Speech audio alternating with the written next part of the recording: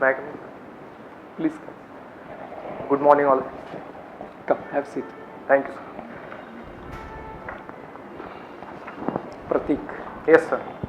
so you're from Pandharpur. Yes, sir. You know that your town was destroyed some time ago? Long ago? During Mughal Empire, sir, there was an invasion. So the idol of Vittal Rukmini was hidden by the priests there. So that story I know, sir. What exactly do you know about it? Sorry, sir, I didn't hear What you. is the story about that? What exactly happened at that time? Sorry, sir, exactly I don't know. Have you ever heard of Afzal Khan? Yes, sir. How is he significant to Pandharpur? How was he significant rather? Yes, sir, I remembered now. He invaded Pandharpur along with Tulzapur also. He was on a destruction of temples at that time. This much information I know, sir. Who was he trying to spite? He was fighting with Maratha Empire. Anyone specifically? Chhatrapati Shivaji Maharaj. And what was the problem between the two of them? I'm curious, I'm trying to understand from you. Chhatrapati Shivaji Maharaj was trying to expand his empire. So Afzal Khan was sent by Mughal Emperor to fight with Chhatrapati Shivaji Maharaj and expand, or to stop him from expanding the Maratha Empire. So there was a clash between them. So after some time near Mahabaleshwar at Pratapgarh, Afzal Khan invited Chhatrapati Shivaji Maharaj to meet there and to have some kind of a treaty. Shivaji Maharaj went there, but Afzal Khan attacked on Shivaji Maharaj, but Shivaji Maharaj was well prepared, and he in a way killed Afzal Khan there. So that was the end of Afzal Khan, and a new boost came to the Maratha Empire. Post that? Yes, sir. Maharashtrian history, especially let's talk about Maratha Empire. There was a time when they went as far as Delhi. Yes, sir. Even further up, isn't it? Yes, sir. So which was that war which they had fought? The last war was in 1761. The war was fought by Peshwas. So I have not read a lot of Maratha history. Okay. So I may not be clear to. Fine. That's all. Pratik, your father is a government, is a government servant. So he is working in State Bank of India as a chief manager. As a chief manager. Chief manager. SBI. Yes, sir. So there was a series of policy decisions, especially taken by Reserve Bank of India, to regulate one issue related to extending loans and non-recovery of the loans by PSU banks. Are you aware of that? RBI took these decisions in order to reduce the NPAs, which was a huge problem around 7 to 8 years ago. What is the what is the source of this NPA, non-performing assets in a bank, SBS? Take the example of your father, SBI. So how non-performing assets accumulate? They accumulate by inability of the bank to recover the given loans. There are various reasons for that. Majorly the farm loans in India are a little bit difficult to recover. Other thing is about why it is difficult to recover the farm loan. Is it necessary to recover farm loans first of all? Any kind of loan, sir, bank gives that loan to have some kind of profit, because profits are necessary for banks to operate. So regardless of what type of loan it is necessary to recover the loan. Is SBI a government of India bank or a private bank? 51% of stake is with government of India, sir. So it's basically government bank, right? Government bank. Is the government into business or welfare? Government is into welfare. Not profit making, right? Ideal role of government is to have welfare, not profit making. But if there are some opportunities to have some financial resources, as in the public sector enterprises, these money is used by government in welfare work only. So recovery of loans given to the farmers, Yes, sir. accumulated as NPA, they should be recovered, right? Yes, sir. Though it's a welfare measure for the benefit of the farmers who lost their crop due to disease or natural calamities, still they shall be forced to recover the loans. What is your view on this?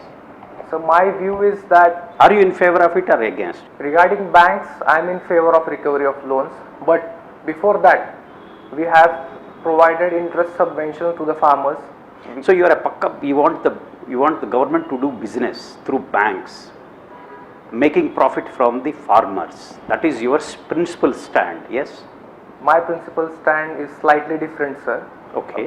Elaborate. What is your stand then? Government is not entered completely in the banking sector. There are few banks which government focuses on, because these banks are very necessary for implementation of government schemes also. State Bank of India is the largest public sector bank in India, for example, and many of the government schemes like Fasal Bima Yojana or the pensions are given through State Bank of India. These kinds of schemes are difficult to implement through private banks. Therefore, to have a sound economic or welfare related work, there is need to have presence of government in banking sector also. Sorry. How does Bharat matters? Bharat matters. Oh, yes. Recently, our Minister of External Affairs has released a book named "How Bharat Matters." I want that answer from you. How Bharat matters? Does it matter? Yes, sir, Bharat definitely matters. I have not read that book, but I can give my opinion. Bharat matters because we are one of the oldest civilizations, firstly. Secondly, we work on principles of Vasudhaiva Kutumbakam. We consider entire earth as our family. We do not act entirely transactional with other countries as China or USA work. Second thing is, also we work on the principle of Panchashil, that is mutual benefit with every country. And one more thing is, we are having 140 crores of population, around 140 crore, that is 10% of, more than 10%. So Bharat really matters. These are some of the points. What is the concept of Bharatavarsha? You sound very academic in answering this Bharat matters. Out of 5 points which you flagged, there are 4 bookish and there is no practicality which you touched. Bharat matters in 1, 2, 3, 4, 5. Out of that, only 1 population. That's only 1. That's all. They are all. The remaining 4 are theoretical. Can you give the practical where the Bharat really matters, mattered and matters? Currently, Bharat matters as a as a leader of developing countries, because we are following that path. Even if we are a developing country, we are following a path of sustainable development. Okay, Global South is the leader of the champion of Global South. Yes. Number it matters. Next. Secondly, sir, I have not thought a lot on it.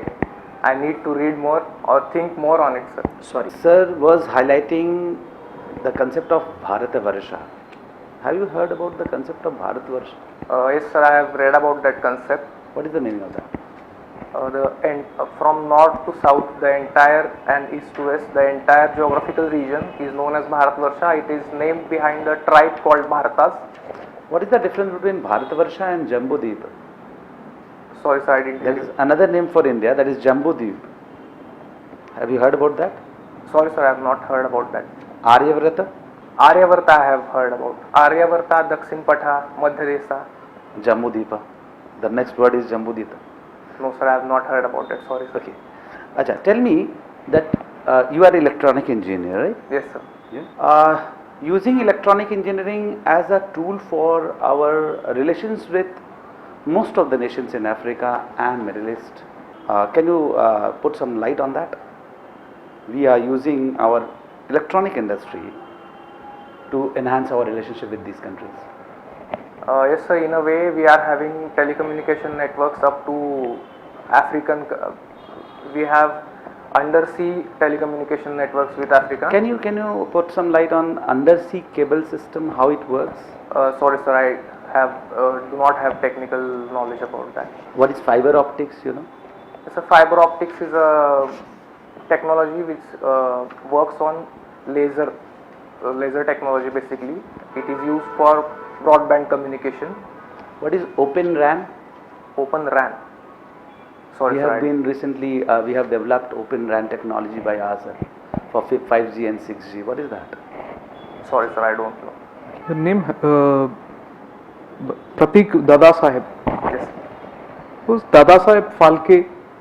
Have you heard of Dadasaheb Phalke? yes, sir. Who was he? Dadasaheb Phalke is a pioneer in film industry in India. Made the first feature film in India in around 1913. What was the film? First feature film? The film's name was, if I recall it rightly, Raja Harishchandra was the film's name. There is a national award also named after Dadasaheb Phalke. It is the Who was, highest. any idea who was the last recipient? Dadasaheb Phalke was? In 2021, Wahida Rahman was the recipient of that award. Why did we not give it last? Sorry, sir, I don't know. I have to read about it. Okay. So you play cricket. Yes, sir. So what do you think about IPL?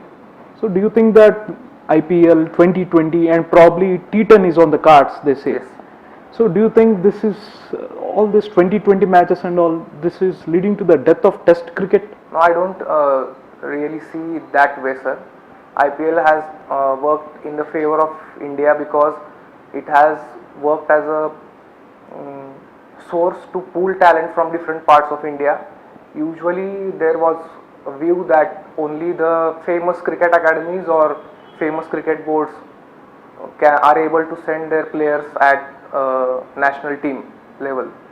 So now new talent is coming up with IPL.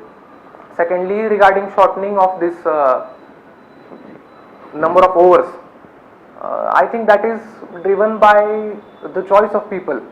If people of India want shorter games for entertainment purposes, I do not think anything is wrong in that. And regarding Test series, we are still able to, cricket enthusiasts are still interested in tests also.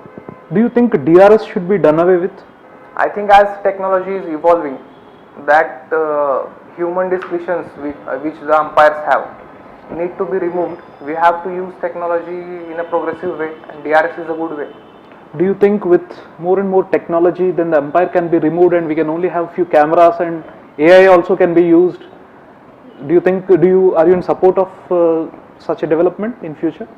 No, sir, I am not in completely removing the umpires. That gives a human touch. Everything cannot be decided by artificial intelligence or cameras.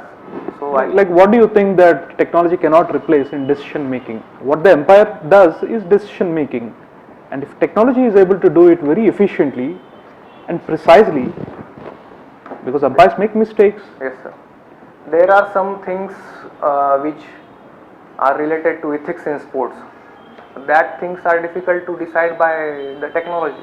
Can you give an example? There is a case of if two, I can elaborate if you permit. Okay. Between two wickets, if two players are running for taking the run, and if they are intentionally avoiding a ball, umpire can only see that what was the intention behind that. Technology cannot see. And if the ball was going to hit the stump, only umpire can decide that this player has done it intentionally. We are not at that level of technology where technology can decide it. So you are also into, you said that you have interest in fitness, and I can see that you are a very fit person. Yes, sir, I like working out in gym. Okay. So Pratik, in fact, coming back to the cricket, Yes. in my view, cricket has ruined the growth of other sports in India. So in my view, cricket shall be banned, at least for 10 years, for other sports to come up. For example, hockey is gone, thanks to cricket. What is your view on this? Completely banning a sport, I think it would be against our fundamental right to choice. Is it a fundamental right to play cricket? But right to choice is a fundamental right, sir, under Article 20. Choosing a cricket is a fundamental right. Can you challenge it under 32 article? Can you go to the court if I deny you playing cricket, a school denies you playing cricket? Can it be challenged in the court? So I have limited knowledge of law, but I think a person, if a government completely bans cricket, one can definitely approach Supreme Court that it is against my right to choice. Sorry, continue. So what is the difference between, because you work out, you said, Yes, sir. What are these isometric exercise and isotonic exercise? Have you heard of it? Sorry, sir, I have not gone into such technical details. I work out because it acts as a stress buster for me, and it uplifts my mood also and keeps me agile. So I work out. What do you think gives you happiness? Happiness for me is a very, at personal level, very simple thing. If everything around me is going well, my family is doing well, my health is well, and I am happy. Okay. Do you think you can continue to be happy when you are in services? Yes, sir, I am sure that I will be happy because I am passionate about civil services, and I also believe that if your passion is your profession, a person usually, I do not want to generalize, but the person lives a happy life. One last question. You heard of this Aditya mission, success in Aditya mission? Yes, sir. As a country, we are still home to the largest number of poor people in the world. Yes. Do you think all these missions to study sun or landing on the earth or landing on the moon are that important? Should we be really spending that money on uplifting the poor rather than spending so much on going and studying the sun? These things are not totally unrelated.